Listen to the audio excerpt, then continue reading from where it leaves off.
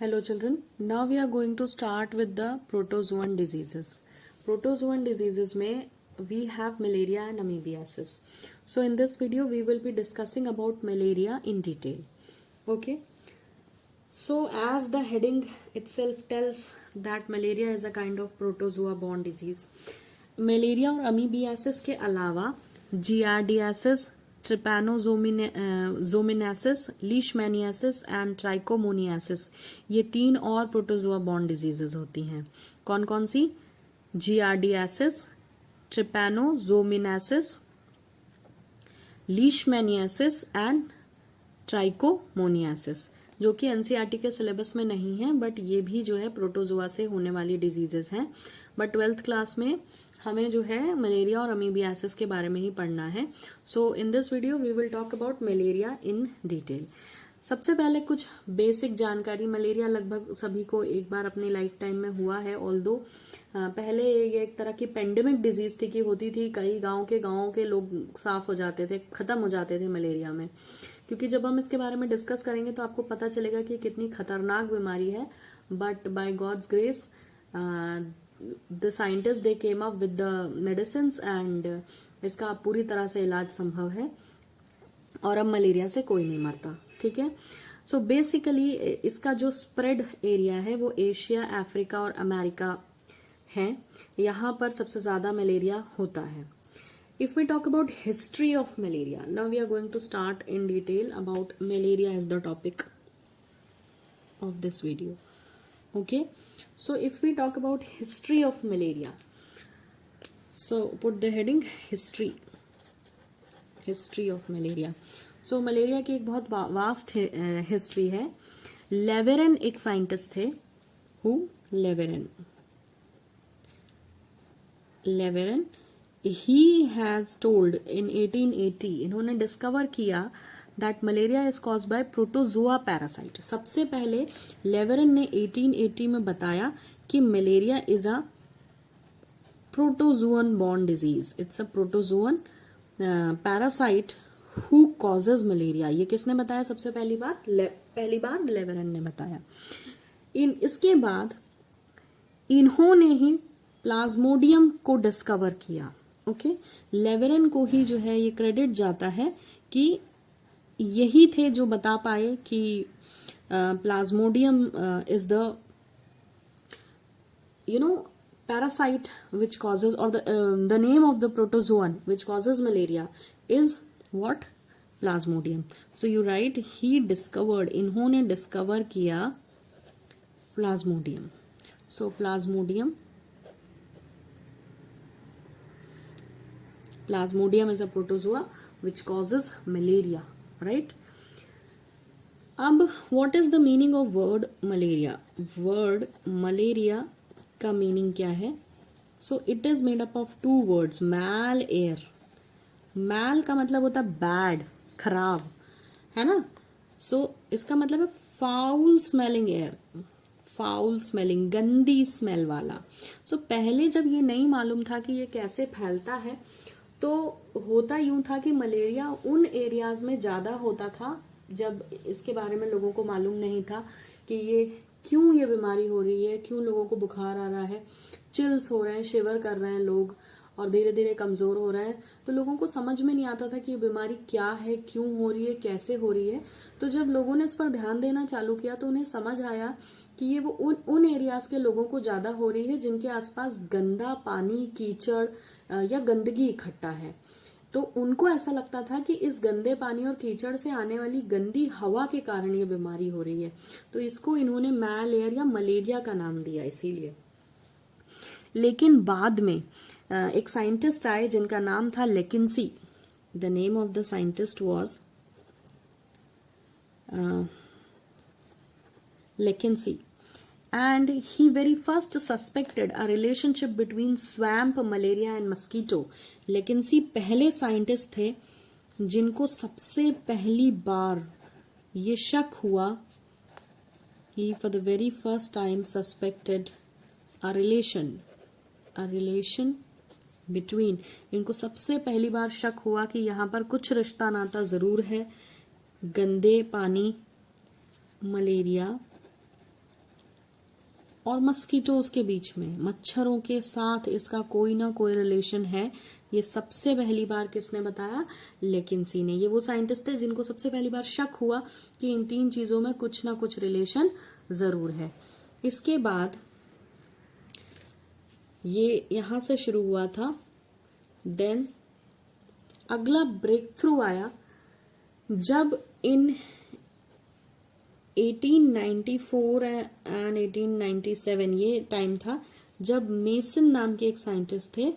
He gave information, इन्होंने information the.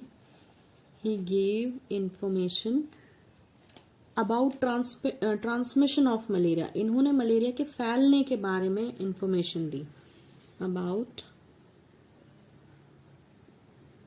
Transmission of malaria. और सबसे बड़ी जो डिस्कवरी है उसका क्रेडिट जाता है in 1897 there was a person called sir Ronald Ross. Ronald Ross, he said and confirmed, इन्होंने कहा और कंफर्म कर दिया। He said and confirmed by experiments, experiments के थ्रू इन्होंने ये दावा कर दिया दैट मलेरियल पैरासाइट, कि जो मलेरिया का पैरासाइट है इज ट्रांसमिटेड बाय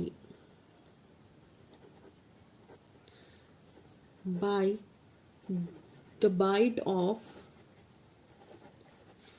ये वो पहले पर्सन थे जिन्होंने सबसे पहली बार बताया कि मलेरिया फीमेल एनोफिलस मस्कीटो के काटने से फैलता है। So who for the first time told कि मलेरिया जो है वो फीमेल एनोफिलस मस्कीटो के काटने से फैलता है? He was sir Ronald Ross. So this is something very important. सबसे पहली बार मलेरिया किसके काटने से फैलता है, किस ऑर्गेनिज्म के कारण फैलता है, ये बताया था सर रोनाल्ड रॉस ने। और इन्होंने कहा कि इट इज एक्चुअली ट्रांसमिटेड, ये फैलता है एक फीमेल एनोफिलस मस्कीटो के काटने से। मच्छरों की बहुत सारी स्पीशीज होती हैं, जैसे आपने एडीज मस्कीटो पढ़ा होगा। हमने पिछले सेक्शन में जो है एडीज मस्कीटो से, एडीज इजिप्टी से होने वाली बीमारियां पढ़ी थी। तो एडीज इजिप्टी से होने वाली बीमारियां वो भी मस्कीटो था, है ना। सो एडीज एक स्पीशीज हो गया, एडीज एक मच्छर एक तरह का, क्यूलिक्स एक मच्छर होता है, देन एनोफिलिस भी एक स्पीशीज है मच्छर की। तो मलेरिया किससे फैलता है इन तीनों में? एनोफिलिस, वो भी फीमेल होनी चाहिए, not the male mosquito causes malaria.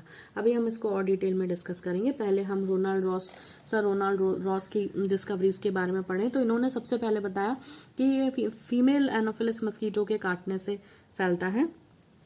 इसके बाद ही डिस्कवर्ड, एक और बहुत बड़ा काम इन्होंने किया, he discovered oocyst of Plasmodium. अब ये oocyst क्या होता है ये हमें आगे मलेरिया के जो पैरासाइट है उसके लाइफ साइकिल में पता चलेगा। सो यू रिमेम्बर, जब आएगा तो मैं आपको याद दिलाऊंगी कि मैंने आपको पहले इंट्रोडक्शन में बताया था कि सर रोनाल्ड रॉस ने oocyst डिस्कवर भी किया था। oocyst of Plasmodium on the stomach wall of mosquito, on the stomach wall of mosquito. इन्होंने ना सिर्फ ये बताया कि मलेरिया जो है फीमेल एनोफिलिस के काटने से फैलता है, बल्कि फीमेल एनोफिलिस मस्कीटो के पेट की वॉल पर प्लाज्मोडियम के oocyst को भी ढूंढकर बता दिया। Okay, so this was all about the introduction and the history of the malaria. कि मलेरिया का इतना लंबा हिस्ट्री है कि बहुत समय तक तो पता ही नहीं था कि मलेरिया फैलता कैसे है। Then gradually the scientist they came up with their knowledge and then they shared and finally we get rid of it. So now we are going to discuss the most important part of this and that is the Plasmodium. Plasmodium क्या है? वो protozoa जिसके कारण malaria होता है। सो Plasmodium की life cycle discuss करेंगे, जो कि बहुत इंपॉर्टेंट है कि ये कैसे अपनी लाइफ साइकिल कंप्लीट करता है और हमें इन्फेक्ट करता है। बेसिकली ये बहुत इंपॉर्टेंट और इंटरेस्टिंग भी है साथ में। प्लाज्मोडियम की जो लाइफ साइकिल है वो बहुत इंटरेस्टिंग है। It's life cycle is digenetic. Digenetic का मतलब क्या होता है? ये वो बीमारी है जिसको 2 होस्ट चाहिए। ये इतना टैलेंटेड है कि इसको 2 होस्ट की जरूरत होती है, इसको 2 बॉडीज की जरूरत होती है जिनमें ये अपनी लाइफ साइकिल पूरी करता है। होस्ट कौन होता है? वो बॉडीज जिनमें ये ग्रो करते हैं, मल्टीप्लाई करते हैं या इन्फेक्शन कॉज करते हैं, वो होस्ट बॉडी कहलाती है। ठीक है, बीमारियां किसी भी तरह से गेस्ट नहीं हो सकती, लेकिन ये एक्चुअली वो अनवांटेड गेस्ट हैं जो हमारी बॉडी को होस्ट बनाकर, होस्ट माने हम इनके लिए क्या हो गए, हम इनके लिए स्वागत करने के लिए खड़े हैं अनवांटेडली, बट फिर भी they treat our body as a host. ये हमारे यहाँ बिन बुलाए मेहमान की तरह, हमारे शरीर में बिन बुलाए मेहमान की तरह गेस्ट बन के आ जाते हैं। So we are the host, okay. But यहाँ 2 होस्ट हैं, not only us human beings but they have 1 more host. तो ध्यान रखें कि ये जो आप बोलते हैं कि मलेरिया इज कॉज्ड और spread by female anopheles mosquito, वो भी बेचारी होस्ट ही है इनकी। ठीक है, तो प्लाज्मोडियम है वो पैरासाइट जिससे मलेरिया होता है। ध्यान रखें, इसको सर्कल कर लें। प्लाज्मोडियम है आपका बीमारी कॉज करने वाला माइक्रो ऑर्गेनिज्म। ये है वो प्रोटोजोआ जो मच्छरों को तो हम यूं ही कोस रहे हैं, बट एक्चुअली प्लाज्मोडियम ने घर बनाया हुआ है किसमें? मच्छरों में। और मच्छर एक तरह से इनका होस्ट भी है और वेक्टर भी है। मैं आपको बताऊंगी कैसे। अब देखें, यहाँ पर डाइजेनेटिक इनका लाइफ साइकिल है, और क्योंकि इनके 2 होस्ट हैं, पहला कौन होस्ट होता है? पहले होस्ट होते हैं फीमेल एनोफिलस मस्कीटो, ठीक है, और दूसरे होस्ट होते हैं द ह्यूमन बीइंग्स, हम। ठीक है, ह्यूमन बीइंग्स। अब आपने अभी देखा कि इनके पास 2 होस्ट होते हैं। अब इसको थोड़ा सा और समझ लें, फिर आगे बढ़ते हैं जिससे कोई डाउट ना हो। हमने बोला कि इसके पास 2 होस्ट हैं। एक हो गया कौन? मस्कीटो। ये रफ एक्सप्लेनेशन के लिए लिख रही हूं मैं, जिससे आपको कोई डाउट ना हो, चीजें क्लियर हो जाएं। और दूसरे हैं ह्यूमन बीइंग्स। अब होस्ट का मतलब क्या होता है? होस्ट वो होता है जिसकी बॉडी यूज होती है बाय द माइक्रो ऑर्गेनिज्म। वो हो सकती है रिप्रोडक्शन करने के लिए यूज, वो हो सकती है इन्फेक्शन फैलाने के लिए, वो हो सकती है खाना खाने के लिए। ये जब अपना खाना खाते हैं तो हमें इन्फेक्शन कॉज कर रहे होते हैं। Actually they are a kind of parasites. ठीक है, पैरासाइट होते हैं, ये हमारी बॉडी पे फीड करते हैं किसी ना किसी तरह से। तो होस्ट की बॉडी यूज करता है कौन? पैरासाइट। तो होस्ट कौन है? मस्कीटो और ह्यूमन बीइंग। लेकिन देखें ध्यान से, कोई डाउट नहीं रहना चाहिए, प्लाज्मोडियम के लिए होस्ट ये दोनों लोग हैं, लेकिन ह्यूमन बॉडी तक बीमारी कौन ला रहा है? मस्कीटो। ठीक है, तो मस्कीटो हमारे लिए वेक्टर हो गया। ये एक बहुत इंटरेस्टिंग चीज है इस बीमारी में कि मस्कीटो बेचारा होस्ट भी है। वो जो है प्लाज्मोडियम को अपनी बॉडी भी दे रहा है कि आओ मेरे बॉडी में रहो, और वो वेक्टर का काम भी कर रहा है। ये वो मीडियम है जो बीमारी को हम तक लेकर आता है। तो इस बीमारी में होस्ट और वेक्टर दोनों ही मस्कीटो है। ठीक है, होस्ट तो 2 हैं, हम भी होस्ट हैं, मगर mosquito is acting as a host and vector both. So you remember this. ये एक एक्स्ट्रा इन्फॉर्मेशन थी जो मैंने आपको बताई। वेक्टर क्या होता है? वेक्टर वो सोर्स है जिससे बीमारी वहां तक पहुंचाई जाती है जहां उसे एक्चुअली अपना असर दिखाना है। अब ध्यान दें, मैंने कहा था केवल फीमेल। अभी आपने लिखा कि सर रोनाल्ड रॉस ने बताया कि मलेरिया सिर्फ फीमेल एनोफिलस के काटने से होती है। तो व्हाट अबाउट मेल मस्कीटो? तो ध्यान दें कि केवल ओनली फीमेल मस्कीटो बाइट्स यही काटती हैं, bites. Only female mosquito bites, male नहीं काटते बेचारे। So the male mosquito what they do, अब फिर वो क्या खाते हैं? सो दे फीड, ये हमारा खून चूसती हैं, they feed on our blood. ठीक है, but the male mosquito, they means who? Male mosquito. The male mosquitoes they feed on plant juice. ये तो बेचारे प्योर वेजिटेरियंस हैं, feed on plant juices. Okay, अब सवाल आता है कि जब ये केवल फीमेल्स काटती हैं, तो ये काटती क्यों है? ओनली फीमेल्स दे बाइट, ओनली फीमेल्स दे बाइट। अब क्वेश्चन आता है वाई दे बाइट। अब कोई अगर पूछते क्यों काटती हैं, ये हमें क्यों काटती हैं? दे बाइट ह्यूमंस, तो लिख लें दे बाइट ह्यूमंस। ये ह्यूमन को क्यों काटती हैं? क्योंकि इनको चाहिए होता है, because they require what? Serum albumin blood protein. हमारे ब्लड में प्रोटीन पाया जाता है, which is, I will write with other pen, because they require serum albumin blood protein and calcium. Calcium भी चाहिए होता है इनको, कैल्शियम। अब क्यों चाहिए होता है? For their egg formation, for their, make it egg, EGG, egg formation, for the egg formation, or you can say for reproduction purpose, or for reproduction purpose के लिए इनको हमारे ब्लड की जरूरत होती है, इसलिए हमारा खून चूसती रहती है। सो मॉस्किटोज, अब सवाल आता है कि ये हमारा खून चूसने आती क्यों है? तो ये हमारी तरफ अट्रैक्टेड होती हैं। क्यों अट्रैक्टेड होती हैं? उसके 3 मेन कारण है। क्योंकि हम कार्बन डाइऑक्साइड एक्सहेल करते हैं, जिसका एक्सप्रेशन या जिसको ये बहुत दूर तक, माइल्स तक महसूस कर सकती है, तो ये खिंची चली आती हैं। दूसरा, हमारी बॉडी का टेम्परेचर इन्हें अट्रैक्ट करता है। कंपैरेटिवली रूम टेम्परेचर के आसपास का जो टेम्परेचर है वो इन्हें अट्रैक्ट करता है। दूसरा, हमारे स्वेट में, हमारे पसीने में एलोमोन्स प्रेजेंट होते हैं, ये थोड़ा नोट कर लें।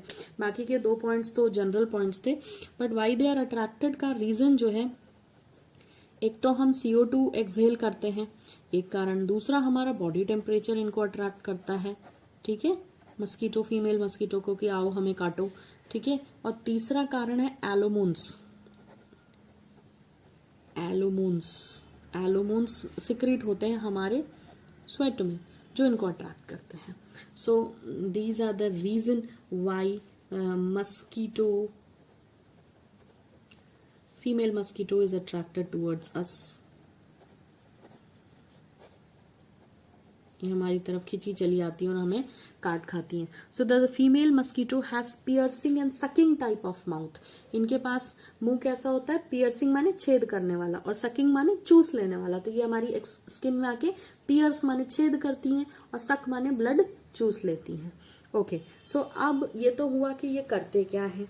अब मेन हिस्सा है इस वीडियो का, एंड दैट इज कि हम इनके होस्ट के बारे में डिस्कस करेंगे डिटेल में। अभी तो मैंने बता दिया आपको 2 होस्ट होते हैं, और अब हम बात करेंगे कौन इनका इंपॉर्टेंट प्राइमरी होस्ट है, ठीक है। और होस्ट के बारे में डिस्कस करेंगे बहुत डिटेल में, फिर हम इनकी लाइफ साइकिल डिस्कस करेंगे।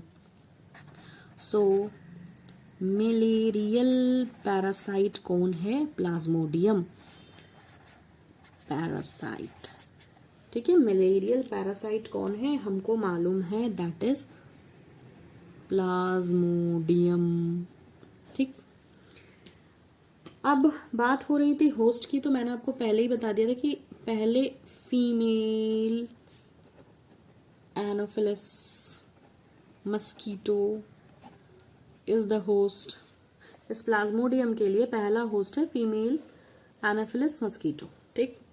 और दूसरे होस्ट हैं हम, second host are human beings.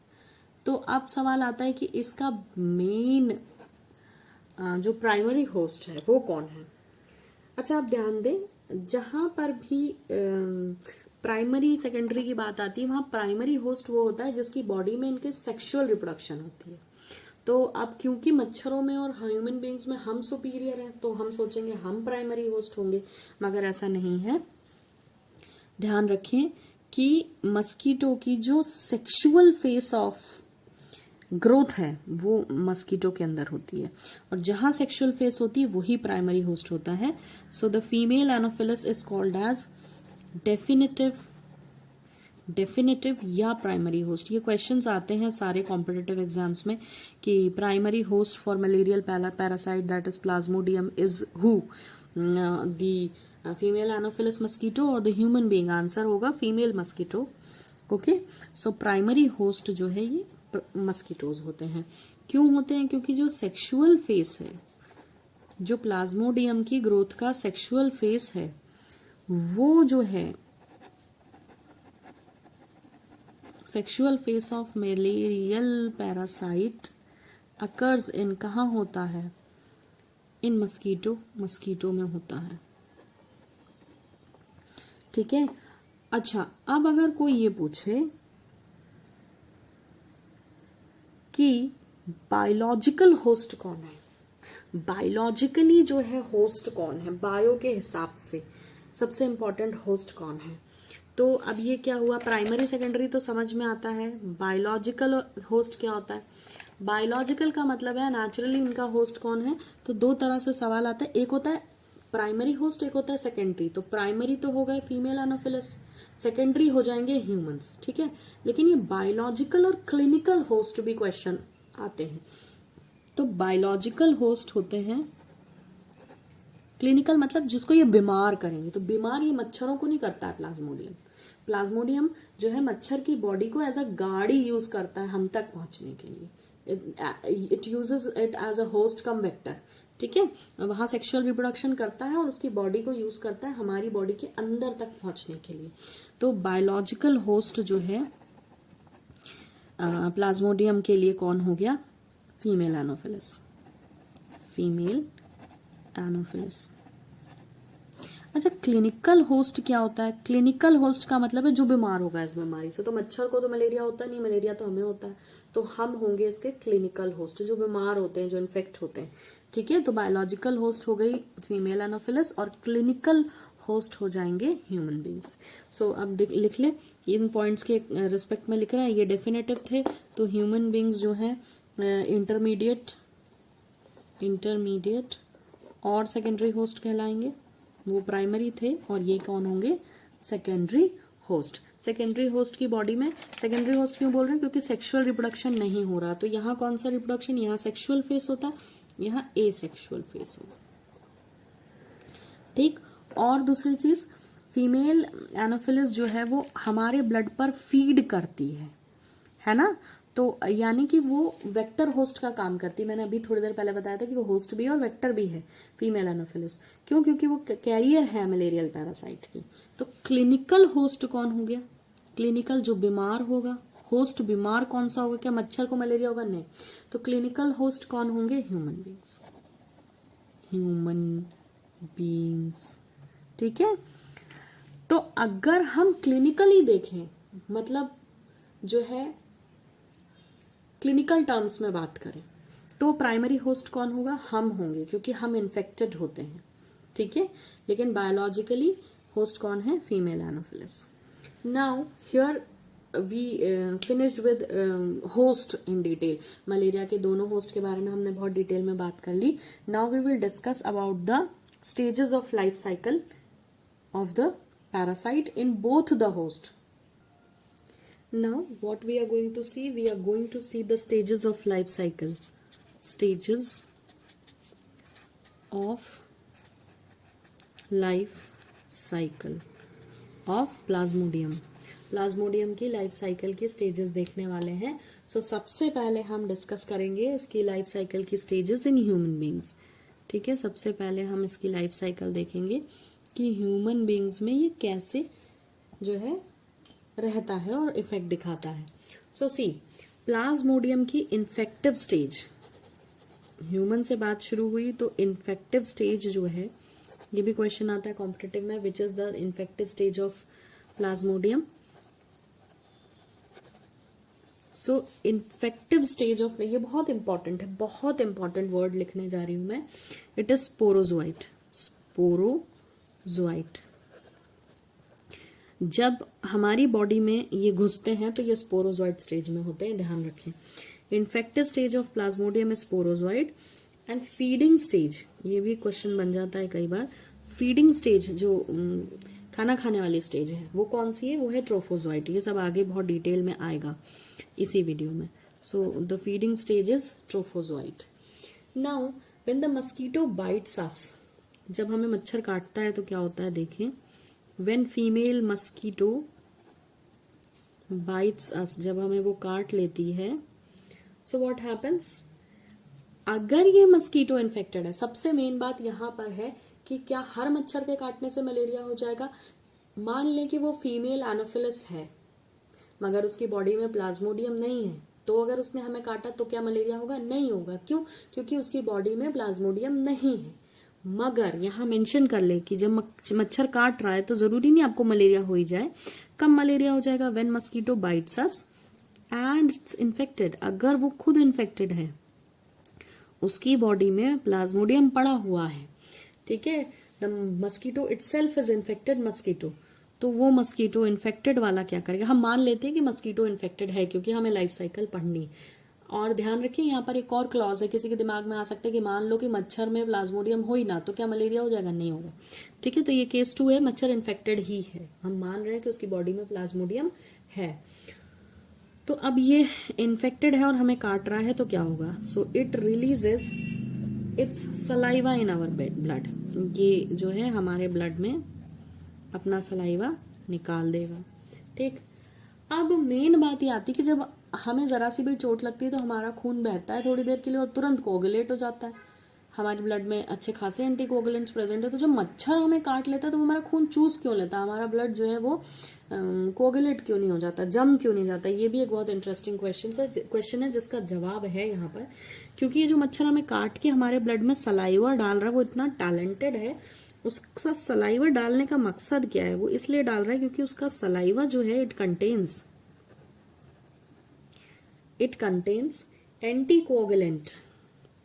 इसके जो सलाइवा है उसमें एक एंटीकोगुलेंट प्रेजेंट होता है, एंटीकोगुलेंट प्रेजेंट होता है जिसका नाम है एनोफिलिन, ANOEPHELIN,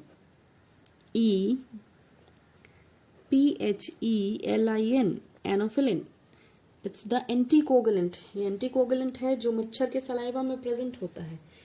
अब सवाल आता है कि इसने हमें काटा, हमारे ब्लड में सलाइवा रिलीज किया, अब पर्पस क्या है इसका सलाइवा रिलीज करने का? अब ये इतना चतुर है कि जिससे हमारा ब्लड क्लॉट ना करे। अब ये जो एंटीकोगुलेंट है एनोफिलिन, ये क्या करता है? It doesn't allow our blood to clot. ये एंटीकोगुलेंट है, कोगुलेशन होने ही नहीं देगा। ठीक है, सो this saliva contains this anticoagulant and due to this saliva our blood doesn't clot और वो आराम से हमारा खून पीता रहता है। Okay, so while they are sucking our blood, this anticoagulant anophyllin is released in our blood which will not allow our blood to clot and then they are able to suck the blood. And इस bite में एक तो उसने saliva डाला जिससे blood clot नहीं होगा, दूसरी चीज क्या हुई इस बाइट में, क्योंकि वो इन्फेक्टेड है, दे इंजेक्ट, वो मच्छर क्या करेगा? वो इंजेक्ट करेगा thousands of sporozoites, thousands of, 2 4 5 नहीं। मैंने बताया था आपको, ये ध्यान दें, अभी यहाँ जब पढ़ा रही थी कि इन्फेक्टिव स्टेज प्लाज्मोडियम की स्पोरोजोइट है। जब हमारी बॉडी में प्लाज्मोडियम एंटर करता है तो वो ऑलरेडी स्पोरोजोइट फॉर्म में होता है। ठीक है, तो they inject thousands of these sporozoids. Mosquito जब हमें काट रहा है तो ये बहुत सारे स्पोरोजोइड्स जो है हमारे ब्लड में इंजेक्ट कर देता है इन आवर ब्लड। ठीक है, तो हमारा खून भी चूस ले जाता है और हमको स्पोरोजोइड्स भी दे जाता है। अब ये जो ब्लड में स्पोरोजोइड्स छोड़ के गया है, ये ब्लड से कहां पहुंच जाएंगे? लीवर में, through blood circulation. Blood circulation की मदद से ये जो स्पोरोजोइट हैं ये कहाँ पहुंच जाएंगे? हमारे ब्लड से लिवर में पहुंच जाएंगे और अब चालू होगा इनका लाइफ साइकिल, और जो कि बहुत खतरनाक है। आगे देखें, लिवर में जो है, अब सबसे पहले हम ध्यान देते हैं कि हमारी बॉडी में लिवर में पहुंचने से ये क्या काम चालू करते हैं। तो अब जो है स्पोरोजोइड स्टेज कहाँ पहुंच गई है? ब्लड से लिवर में पहुंच गई है। ठीक है, तो लिवर वो साइट है जहां पर अब कुछ इंपॉर्टेंट चेंजेस होंगे, तो लिख लें, in liver the parasite reproduces. अब ये रिप्रोड्यूस करेंगे लेकिन एसेक्सुअली, एसेक्सुअली रिप्रोड्यूस करेंगे। ठीक है, ठीक है। और रिप्रोड्यूस करने के बाद ये लिवर सेल्स फट जाएंगी क्योंकि इनका नंबर बहुत ज्यादा हो जाता है रिप्रोड्यूस कर करके, तो liver cells busts and parasite फिर से ब्लड में पहुंच गया। पैरासाइट, लिवर सेल बस्ट होने के कारण parasite is released in blood, released in blood. ठीक है, अब उसने हमें काटा था तो ब्लड के थ्रू उसने स्पोरोजॉइड डाला, स्पोरोजॉइड गए लिवर में, लिवर में उन्होंने रिप्रोड्यूस किया और इतना सारा रिप्रोड्यूस करके इतने सारे हो गए कि लिवर की सेल उनको संभाल नहीं पा रही है और वो ज्यादा नंबर बन जाने के कारण लिवर सेल फट गई। तो लिवर की सेल्स जब फट जाएंगी तो वहां से ये कहाँ पहुंच जाएंगे, वापस ब्लड में पहुंच जाएंगे। ठीक है, अब एक इंपॉर्टेंट पॉइंट नोट कर लें, ये जो एसेक्सुअल रिप्रोडक्शन लिवर में हो रहा है, ठीक है, this is called as schizogony. This asexual reproduction in liver cell is called as schizogony. This is called as schizogony. ये बहुत इंपॉर्टेंट टर्म है कि लिवर सेल में जो मलेरिया का एसेक्सुअल रिप्रोडक्शन होता है उसे क्या कहते हैं, तो that is called as schizogony. अब हमने क्या समझा कि देखो क्या हुआ, लिवर सेल्स बस्ट हो गई और वो कहाँ पहुंच गए, फिर से ब्लड में आ गए। तो जरा ध्यान दे क्या रूट बना, लिवर में पहुंच गए थे, लिवर से कहाँ पहुंच गए, ब्लड में पहुंच गए। अच्छा, अब ब्लड से यहां से इनका काम चालू हो जाता है। ठीक है, ब्लड से ये कहाँ पहुंच जाएंगे, रेड ब्लड सेल्स में, they will reach to red blood cells. यहां पर ये मेन तमाशा खड़ा करेंगे, तो they will go in red blood cells और रेड ब्लड सेल्स में क्या करना चालू करेंगे, and they start feeding and they feed, खाना चालू कर देंगे। They feeds on haemoglobin, haemoglobin, haemoglobin को खाना चालू कर देंगे। ठीक है, अब हीमोग्लोबिन को खाते समय ये क्या करेंगे, दे ब्रेक, ध्यान दे, दे ब्रेक, तोड़ देंगे हीमोग्लोबिन को, they breaks haemoglobin in haem plus globin. अब आप देखो ये हीम क्या है, खून हमारा लाल होता है, क्यों, क्योंकि हम कहते हैं उसमें हीमोग्लोबिन पिगमेंट होता है। ठीक है, लेकिन हीमोग्लोबिन में ये हीम का मतलब है आयरन, तो आयरन की प्रेजेंस के कारण हमारा ब्लड लाल होता है, रेड कलर का होता है। तो ये हीम और ग्लोबिन एक प्रोटीन है, तो हीम और ग्लोबिन में तोड़ देंगे। ठीक है, अब ये क्या करेंगे, आगे देखें, यहां पर ये मैंने बोला हीम और ग्लोबिन में इन्होंने जो है हमारे हीमोग्लोबिन को तोड़ दिया, हीम प्लस ग्लोबिन में ब्रेक कर दिया। ग्लोबिन प्रोटीन है, ठीक है, तो अब ये प्रोटीन को खाना चालू करेंगे। दे feed on globin part, they feed, अब इन्हें तोड़ा क्यों है, क्योंकि उनको प्रोटीन चाहिए, तो दे feed on this globin protein. ये इस ग्लोबिन प्रोटीन को खाना चालू कर देंगे और यहां पर इनने खाना चालू कर दिया है, तो जब भी खाने का काम हो जाता है तो फीडिंग स्टेज कहलाती। मैंने इंट्रोडक्शन जब चालू किया था तो कहा था कि इन्फेक्टिव स्टेज जो है वो स्पोरोजॉइट है। जब प्लाज्मोडियम हमारी बॉडी में एंटर करता है, जैसे ही मच्छर हमें काटता है, सलाइवा डालता है हमारे ब्लड में और साथ में ढेर सारे लाखों के नंबर में अथवा हजारों के नंबर में स्पोरोजॉइट डालता है, तो इन्फेक्टिव स्टेज है स्पोरोजॉइट। और फीडिंग स्टेज क्या है, जैसे ही उसने यहां तक पहुंच गया पूरा ब्लड से लिवर में, लिवर सेल्स में मल्टीप्लाई हुआ, सेक्सुअल रिप्रोडक्शन खूब सारे बन गए, लिवर सेल फट गई, फिर से ब्लड में आ गए, ब्लड से आरबीसी खा रहे हैं, आरबीसी को तोड़ दिया, ब्लड को हीम और ग्लोबिन में, है ना, आरबीसी के अंदर जाके, तो अब ग्लोबिन खाने लग गए, अब फीडिंग स्टेज में आ गए हैं। ठीक है, feeding stage is called as trophozoite, ये मैंने आपको इंट्रोडक्शन देते समय बताया था। यहां पर वो कौन सी स्टेज में है, ट्रोफोजॉइट स्टेज में है। तो इन्होंने क्या किया, ग्लोबिन को खाना चालू कर दिया है। ठीक है, so this feeding stage of plasmodium is called as trophozoite. अब सबसे मजे की बात, प्रोटीन तो खा लिया क्योंकि this is used as food, ये जो ग्लोबिन है ये उनने खाने के तरह से यूज कर लिया। अब ये जो हीम पार्ट है इसका भी तो कुछ हो रहा होगा, तो देखें इसका क्या होता है। सो बेसिकली ये आयरन कंटेनिंग पार्ट है, मैंने अभी बताया था, हीम का मतलब ही आयरन होता है।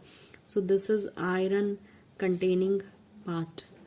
ठीक है, अब ये जो है, अब ये तो बेचारा ग्लोबिन के बिना घूम रहा है, तो ये क्या होगा, it starts getting deposited, it gets deposited in the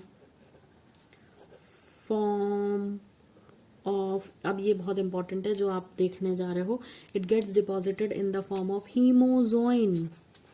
hemozoin के फॉर्म में ये जो हीम पार्ट है, ग्लोबिन को तो वो खा गए एज अ फूड, लेकिन जो है हीम पार्ट जो है वो डिपॉजिट होने लगेगा, हीमोजोइन ग्रेन्यूल्स बन जाएंगे। ग्रेन्यूल्स कहाँ बन जाएंगे? तो आरबीसी में हीमोग्लोबिन टूटा है, ग्लोबिन तो वो खा गए, और हीम पार्ट हीमोजोइन ग्रेन्यूल के फॉर्म में आरबीसीज में जो है वो इकट्ठा हो जाएगा। और ये जो स्टेज है, देखो ग्लोबिन को खा रहे थे, ये ट्रोफोजोइड स्टेज थे, जहां जहां वो कुछ इंपॉर्टेंट काम कर रहे हैं वहां वहां कुछ कुछ स्टेजेस हैं। तो ये फीडिंग स्टेज ट्रोफोजोइड है, और यहां पर ये जो हीमोजोइन ग्रेन्यूल बना है, this stage of formation of hemozoin granule is called as Schaffner's dot stage. The stage is called as Schaffner's dots, क्योंकि ग्रेन्यूल्स बने ना, ग्रेन्यूल्स मतलब दाने, that is why dots. So Schaffner's dot stage कहलाती है ये, बहुत इंपॉर्टेंट। जब हीमोजोइन बना तो वो स्टेज क्या कहला रही है? Schaffner's dot stage कहलाती। अच्छा, अब देखिए, अब खाना वाना खा लिया है, ग्लोबिन प्रोटीन पूरा खत्म कर दिया खा खा के, सो फीडिंग खत्म है। So after feeding on globin, पेट भर चुका है, अब क्या करेंगे? अब इनके पास खाना और रिप्रोडक्शन, इसके अलावा तो कोई काम है ही नहीं, तो फिर से जो है सेक्सुअली रिप्रोड्यूस करेंगे। द पैरासाइट, एक बार कहाँ रिप्रोड्यूस किया था इन्होंने? लिवर सेल में सेक्सुअली, फिर से रिप्रोड्यूस करेंगे। After feeding the parasite reproduces again, फिर से एसेक्सुअली रिप्रोड्यूस करेंगे, क्योंकि हमारी बॉडी में ना तो दूसरी बार रिप्रोड्यूस कर रहे हैं, लेकिन हमारी बॉडी में वो एसेक्सुअली ही रिप्रोड्यूस करते हैं। सो फिर से एसेक्सुअली रिप्रोड्यूस करेंगे। और पहली बार जब रिप्रोड्यूस किया था तो स्पोरोजॉइड फॉर्म चल रहा था, है ना, उससे जो है रिप्रोड्यूस कर करके ट्रोफोजॉइड में कन्वर्ट हो गए थे। अब जब ये रिप्रोड्यूस करेंगे तो इस बार ये लार्ज नंबर ऑफ क्या बनाएंगे? एक नया शब्द आएगा, मीरोजोइड्स बनाएंगे। मीरोजोइड्स, here it should be a T, ZOIT, T is missing, so add, मीरोजोइड्स बनाएंगे, बहुत सारे लार्ज नंबर ऑफ मीरोजोइड्स बनाएंगे। एंड ये merozoids they arrange like petals of lotus. These merozoids they arrange like petals, पत्तियां जैसी होती है ना लोटस की, कमल के फूल की, वैसे अरेंज हो जाएंगे। And this stage is also important, this is called as rosette stage, ROSETTE। ये स्टेज रोजेटी स्टेज कहलाती है। क्यों? क्योंकि देखो होता यूं है, ये रही आरबीसी, इस आरबीसी के अंदर बहुत सारे फिर से रिप्रोडक्शन हो गया, एसेक्सुअल, खाना वाना खा लिया, ग्लोबिन प्रोटीन लेकर के अच्छे मोटे ताजे हो गए, फिर से जो है एसेक्सुअल रिप्रोडक्शन करेंगे और अब बनाएंगे जो स्टेज, वो मीरोजोइड्स बनाएंगे। और ये मीरोजोइड्स जो है ना, ये कमल की पंखुड़ियों के शेप के होते हैं।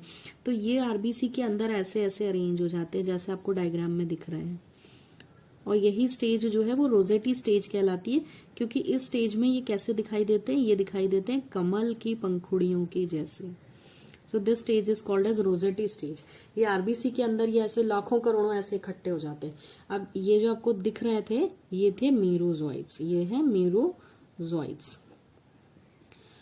और अब देखो आरबीसी में दो बातें हो रही हैं, एक तो ये हीमोजोइन ग्रेन्यूल इकट्ठा हो रहा है, और दूसरा ये बन गए बहुत सारे मीरोजोइड एसेक्सुअल रिप्रोडक्शन से। और ये जो है मीरोजोइड्स ऐसे थाउजेंड्स है ना, और साथ में जो है आरबीसी है तो हीमोजोइन भी इकट्ठा हुआ पड़ा है, ध्यान रखना, ठीक है। ये हीमोजोइन ग्रेन्यूल्स भी जो है ये इकट्ठा हुए पड़े हैं साथ में। ये रोजेटी स्टेज तो बनी है, साथ में बहुत सारा, क्योंकि ग्लोबिन तो वो कंज्यूम कर गए हैं फूड के फॉर्म में, तो हीम भी छोड़ गए हैं, वो हीमोजोइन भी यहाँ पड़ा है बहुत सारा, ठीक है, ग्रेन्यूल्स पड़े हुए हैं, और मीरोजोइड्स बन गए हजारों लाखों के कंडीशन में, नंबर में। सो अब ये दोनों ही जो है रिलीज हो जाएंगे इन ब्लड में रिलीज हो जाएंगे। क्यों? क्योंकि इतना ज्यादा आरबीसी बोझ इकट्ठा करके नहीं झेल सकती, इतनी सारी भीड़ हो गई, वहां हीमोजोइन भी इकट्ठा हो रहा है और वहां पे इतने सारे मीरोजॉइट्स भी पैदा हो गए हैं, तो आरबीसी दे बस्ट, फट जाती हैं, बस्ट। और बस्ट होने से क्या होता है, देखिए जो अंदर है वो सारा का सारा ब्लड में रिलीज हो जाएगा। ये आरबीसी बस्ट हो गई और जो आपके मीरोजोइट्स थे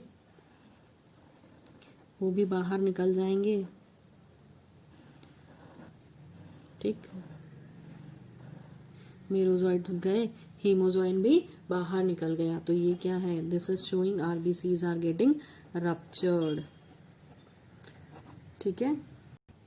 now you see what happens, आपने बोला आरबीसी बस्ट हो रहा है, आरबीसी रप्चर हो गया, तो आरबीसी के फटने से के कारण क्या होगा, जो है फीवर आएगा, ठीक है, shows fever, fever and other symptoms of malaria अब दिखाई देंगे। इतना कुछ हो गया है बॉडी में, ठीक है, और इतना कुछ जो आपने सब पढ़ा अभी पिछले पेजेस पे, इसको 14 दिन लग जाते हैं, इतना कुछ होते हैं। आरबीसी फटने तक आते आते 14 डेज हो जाते हैं, तो यानी इंसान को मलेरिया होके 14 दिन हो चुके हैं, तब जाके उसे पता चलता है, पहली बार उसे सिम्टम दिखाई देता है और उसे फीवर आया होता है। तो ये जो 14 दिन है, ये 14 दिन का टाइम इंक्यूबेशन पीरियड कहलाता है, क्योंकि इतने दिन तो आपको कोई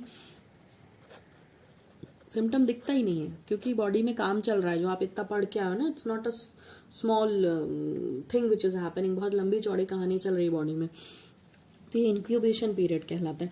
अब ये इंक्यूबेशन पीरियड क्या है, तो ये वो टाइम है which is between the entry of parasite, आपको मच्छर ने काटा था, याद करें, और स्पोरोजॉइट आपकी बॉडी में रिलीज किया था, तो वो स्पोरोजॉइट की एंट्री से लेके पहली बार मलेरिया का सिम्टम आने तक का जो 14 दिन का समय लगा है, वो इंक्यूबेशन पीरियड है, ठीक है। अब जो है, अब यहां से देखिए क्या होता है, अब ये जो मीरोजोइट्स हैं ये आपके ब्लड में आ गए हैं फिर से, सो दीज रिलीज्ड पैरासाइट्स जो किस स्टेज में है अभी, मीरोजोइट में, मीरोजोइट्स के फॉर्म में है, ये क्या करते हैं, अब ये नए ब्लड सेल को, नए न्यू ब्लड सेल्स, नई आरबीसीज को इन्फेक्ट करते हैं, ठीक है, नए आरबीसीज को इन्फेक्ट करेंगे और पूरा का पूरा, and they repeat the cycle, और ये करने में फिर से 2-3 दिन का समय लग जाता है इनको, इसीलिए मलेरिया में 1-2 दिन छोड़ छोड़ के फीवर आता है, so and they repeat the cycle, so fever will be repeated again, also repeated, ठीक। अब ध्यान दें कि ये अगर सारी आरबीसीज को ऐसे ही जो है रप्चर कर देंगे तो इंसान तो मर जाएगा, और इंसान के साथ ये भी मर जाएंगे, है ना, तो खेल ही खत्म हो गया। तो ये इतने ज्यादा समझदार होते हैं कि इंसान को मरने नहीं देते हैं, इतना ज्यादा आरबीसीज को नहीं इन्फेक्ट, मीरोजोइट स्टेज क्या करती है, नए नए आरबीसीज को इन्फेक्ट करती है। मगर अब क्या होता है, ये थोड़ा सा इंटरेस्टिंग कहानी चालू होती है यहाँ से, यहाँ पर ह्यूमन की बॉडी में इनकी लाइफ साइकिल खत्म हो गई, मीरोजोइट के बाद अब ये कुछ नहीं होगा। अब आप देखो ध्यान से, अभी एक चीज और है जो ह्यूमन बॉडी में होगी, अब हम पढ़ने जा रहे हैं life cycle in stage 2, life cycle in mosquito. अब मस्कीटो में क्या हुआ, अब आप ध्यान दो, ह्यूमन बॉडी में मीरोजोइट तक पहुंच गए थे ना, अब ह्यूमन बॉडी में ही अभी काम चल रहा है कि सम ऑफ मीरोजोइट्स, कुछ, सारे नहीं, कुछ तो क्या कर रहे हैं, आरबीसीज को फिर से इन्फेक्ट करेंगे, उनको फोड़ेंगे, फिर से अपना नंबर बढ़ाएंगे। पर अगर ये बहुत ज्यादा ऐसा काम करेंगे तो ह्यूमन मर जाएगा और साथ में इनकी भी कहानी खत्म हो जाएगी। तो ये कुछ तो अपना काम चालू रखते हैं ब्लड सेल्स को इन्फेक्शन करने का, मगर कुछ मीरोजोइट्स क्या करते हैं, इनको अपनी चेन और आगे बढ़ानी है ना, कहानी खत्म तो करनी नहीं है, तो some of the merozoites they change into sexual stage में कन्वर्ट हो जाता है। ध्यान रखें, कोई भी सेक्सुअल स्टेज ह्यूमन बॉडी में नहीं होगी, यानी कि ये सिर्फ मीरोजोइट से गेमेटोसाइट्स बन जाते हैं, गेमेटोसाइट्स बन जाते हैं, गेमीट्स नहीं बने हैं, ध्यान रखना, गेमेटोसाइट्स बने हैं। और गेमेटोसाइट क्या होते हैं, ये खुद गेमीट नहीं है, ये गेमीट फॉर्म करने वाली सेल्स हैं, they are gamete forming cells. अब तो ह्यूमन बॉडी में कुछ मीरोजोइट्स अभी भी रेड ब्लड सेल्स को रप्चर कर रहे हैं, अपना नंबर बढ़ा रहे हैं, लेकिन कुछ जो है, कुछ उनमें से कुछ अपनी कहानी आगे चलाए रखने के लिए गेमेटोसाइट्स में कन्वर्ट हो गए। किस में कन्वर्ट हो गए? गेमेटोसाइट्स में कन्वर्ट हो गए। अब ये ह्यूमन की बॉडी में ये आखिरी काम है जो होना है। तो गेमेटोसाइट में कन्वर्ट हो गए, यानी गेमेट फॉर्मिंग सेल्स में कन्वर्ट हो गए हैं। अब यहाँ पर क्या होगा? अब आपको फिर से मच्छर ने काटा मान लीजिए, ठीक है।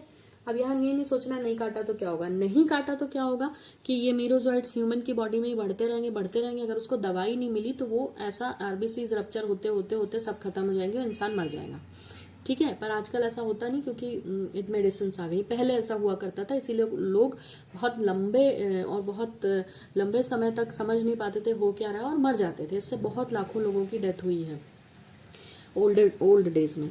लेकिन अब जो है हमें मालूम चल जाता है। अब देखिए कुछ तो अपना काम जारी रखे हैं और कुछ गेमेटोसाइट्स में कन्वर्ट हो गए। अब आपको फिर से मच्छर ने काटा, वो हेल्दी फीमेल एनोफिलिस मस्कीटो आपको काट ली, ठीक है।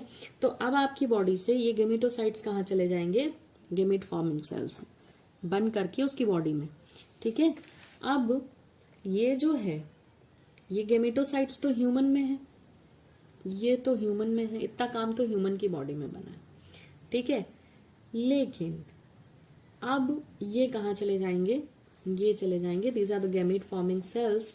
अब ये चले जाएंगे मस्कीटो के अंदर। आपको उसने काटा और ये मस्कीटो के अंदर वापस पहुंच गए। अब मस्कीटो में गैमेट क्यों बनता है, हमारे में क्यों नहीं बनता? क्योंकि गैमेट फॉर्मेशन के लिए जो टेम्परेचर चाहिए रहता है वो मस्कीटो की गट में प्रेजेंट है, हमारी बॉडी में नहीं।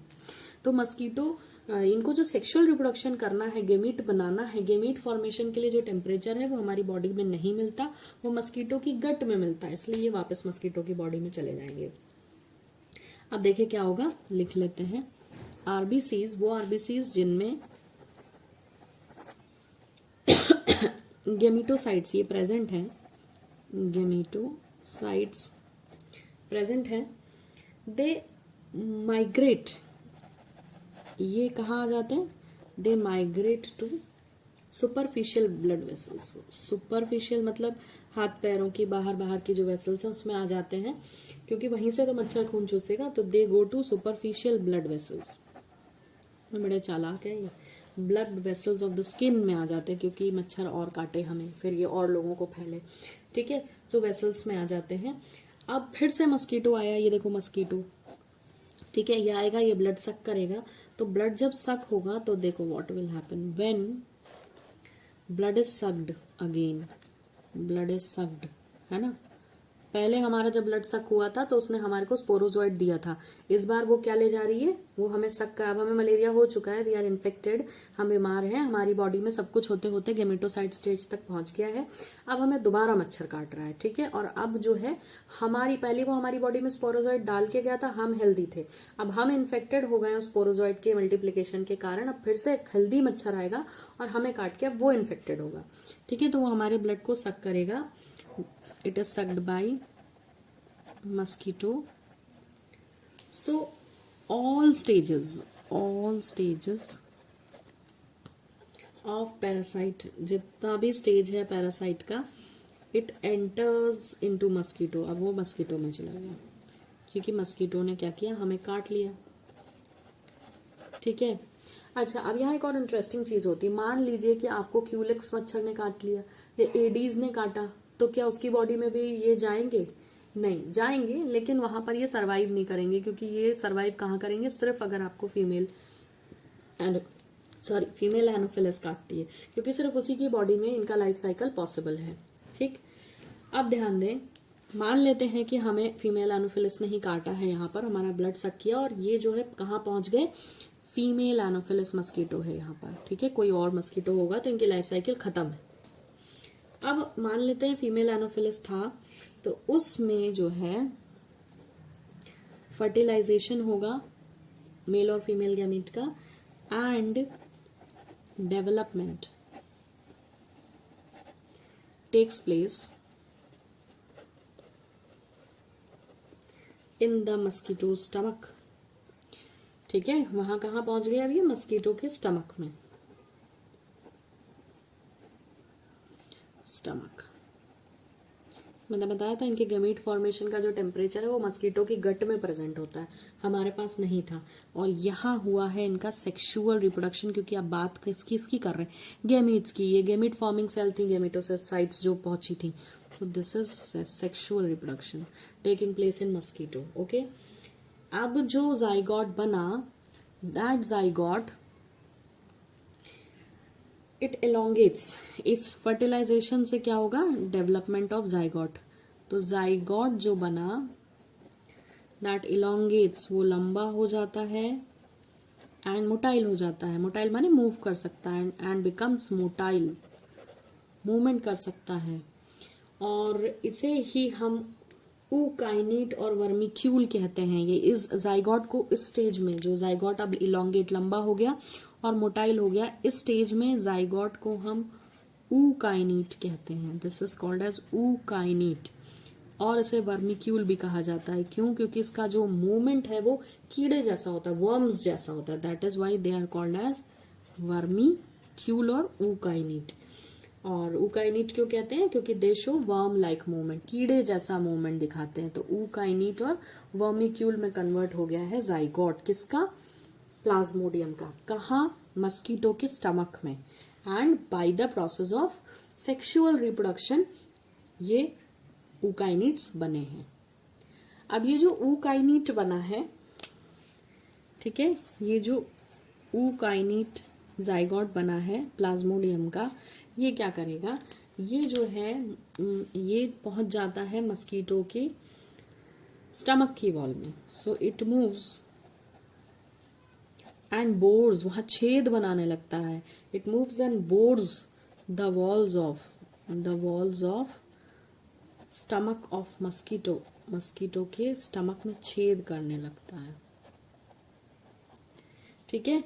और ये जो ऊकाइनेट है, ये ऊकाइनेट उसके पेट में जाके चेंज हो जाता है। इट चेंजेस टू, ये बहुत इंपॉर्टेंट है, अभी मैं आपको कुछ रिमाइंड कराऊंगी।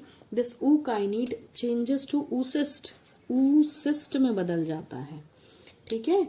और ये ऊसिस्ट अब कहाँ है? On the surface of stomach of mosquito के। अब आप याद करिए, सर रोनाल्ड रॉस ने सबसे पहली बार बताया था, मैंने हिस्ट्री में आपको पढ़ाया इसी वीडियो में, कि सर रोनाल्ड रॉस ने ऊसिस्ट स्टेज मस्कीटो की डिस्कवर की थी एनोफिलस मस्कीटो के स्टमक वॉल पे। तो रोनाल्ड रॉस के इंट्रोडक्शन में मैंने आपको बताया था, उन्होंने पहली बार बताया था कि फीमेल एनोफिलस के काटने से मलेरिया होता है, and he was only the discoverer of this oocyst stage, ठीक है। ये हम हिस्ट्री में पढ़ चुके हैं। तो आपका ऊकाइनेट अब ऊसिस्ट में कन्वर्ट हो गया है, ठीक है। और इस ऊसिस्ट के अंदर अब बनेंगे स्पोरोजोइट्स। वापस पहुंच गए हम स्पोरोजोइट्स पे। याद करिए, जब आपने लाइफ साइकिल शुरू किया था तो ह्यूमन को जब पहली बार, हेल्दी ह्यूमन को जब इन्फेक्टेड एनोफिलिस ने काटा था, तो उसने उनके ब्लड में स्पोरोजोइट्स ही इंजेक्ट किए थे। सो स्पोरोजोइट से चालू किया था और स्पोरोजोइट पे वापस पहुंच गए। सो स्पोरोजोइट्स बन जाएंगे फिर से, और ये साइकिल यहाँ हुआ खत्म। हमारे ब्लड में स्पोरोजोइट की एंट्री से शुरू हुआ था और पहुंच गया है नए मच्छर में स्पोरोजोइट के फॉर्मेशन पर। अब ये स्पोरोजोइट्स जो हैं, ये बनने के बाद कहाँ चले जाएंगे? They are released in the body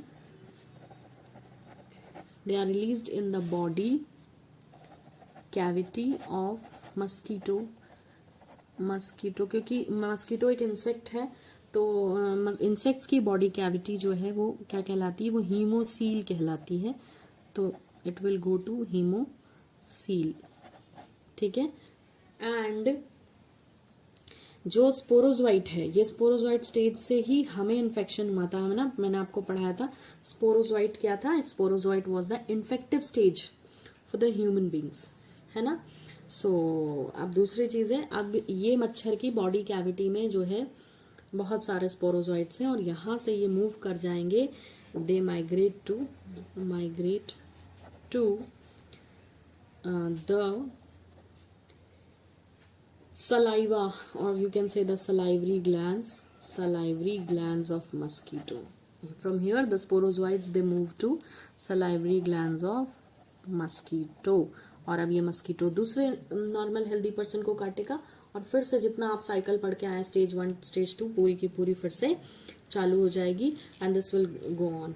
यहाँ खत्म होता है मलेरियल पैरासाइट का लाइफ साइकिल, जो कि 2 होस्ट में कंप्लीट हुआ, human beings and mosquito, right. अब आप ध्यान दें कि ये जो प्लाज्मोडियम प्रोटोजोआ था जिससे मलेरिया होता है, इसकी 4 स्पीशीज हमें नोन है। जो साइकिल हमने अभी पढ़ा, this cycle was of plasmodium vivax, काफी कॉमन है ये, and this is called as plasmodium vivax, जिससे हमें मलेरिया होता है। वैसे तो 4 स्पीशीज हैं, किसी से भी हो सकता है, पर हम जो लाइफ साइकिल यूजुअली बुक्स में पढ़ते हैं वो प्लाज्मोडियम वाइवेक्स की होती है। अब जो 4 होते हैं उसमें दूसरा होता है प्लाज्मोडियम फाल्सीपरम, थर्ड होता है प्लाज्मोडियम मलेरिये, और फोर्थ होता है ओवेल, प्लाज्मोडियम ओवेल। अब इनमें से सबसे खतरनाक कौन सा होता है, सबसे ज्यादा जो है डेडली डेंजरस कौन है? तो जवाब है जिसकी स्पेलिंग सबसे बड़ी है वो सबसे ज्यादा डेंजरस है। क्यों? क्योंकि ये मैलिग्नेंट मलेरिया कॉज करता है। मैं नीचे बता देती हूँ, Plasmodium falciparum is the deadliest, सबसे ज्यादा जो है अगर कोई खतरनाक है तो जिसकी स्पेलिंग सबसे बड़ी है फाल्सीपेरम वो। अब क्यों? क्योंकि ये मैलिग्नेंट मलेरिया कॉज करता है, इट कॉजेज मैलिग्नेंट मलेरिया, ठीक है। साथ में ये नोट करें, ये ब्लैक वाटर फीवर भी कॉज करता है, ब्लैक वाटर फीवर, ये बहुत इंपॉर्टेंट है। ऑल्दो ये एनसीईआरटी में नहीं लिखा, it's an extra knowledge but we should know. Black water fever cause करता है, ये बहुत ज्यादा डेंजरस स्पीशीज है क्योंकि ये क्या करती है, आरबीसी को तोड़ देती है बहुत फास्ट। ये आरबीसी को बहुत फास्ट ब्रेक करती है और हीमोग्लोबिन जो फ्री होता है वो इन्फेक्टेड पर्सन के यूरिन में आने लगता है, जिससे उसकी यूरिन ब्लैक हो जाती है और इसी कारण से ब्लैक वाटर फीवर भी कहा जाता है।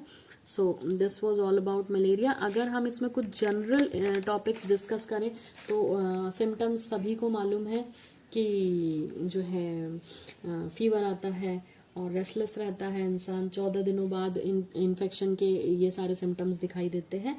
मस्कुलर पेन, हेडेक, चिलीनेस, बहुत ज्यादा ठंड लगती है ना, स्लीपलेसनेस, नींद नहीं आती है, तो ये सारे जो है इसके सिम्टम्स हैं। और एक चीज और ध्यान रखें, ब्लैक वाटर फीवर जो है this is also called as cerebral malaria. Cerebral malaria, cerebral malaria क्यों कहते हैं? क्योंकि इतना तेज बुखार होता है, 106-160 डिग्री की बुखार दिमाग पे भी चढ़ सकता है, इसीलिए सेरिब्रल मलेरिया भी इसे कहा जाता है। अब एक चीज और हमने बाकी डिजीजेस में पढ़ा कि इनको कैसे रोक सकते हैं, तो मलेरिया को कैसे रोक सकते हैं? मलेरिया को तो मच्छरों से तो हम जंग जीत ही नहीं सकते, until and unless we keep the surrounding very neat and clean. तो इसके लिए कई सारे एड कैंपेन्स भी आपने देखे हैं, पहले बहुत आया करते थे कि जो है अपने आसपास गंदा पानी इकट्ठा ना होने दे, पानी भर भर कर ना रखे कूलर और इन सब चीज़ों में, और जो है अपने आसपास सफाई रखें। एक ही तरीका है कि मच्छरों को ग्रो ना होने दे, क्योंकि हमने पिछले वीडियो से लेकर अभी तक बहुत सारी बीमारियां ऐसी पड़ी जो मच्छरों से होती हैं। So that's all about malaria. Now in next video we will talk about amoebiasis, जो कि सेकेंड प्रोटोजोअन डिजीज है। So thank you for watching, I hope it was clear.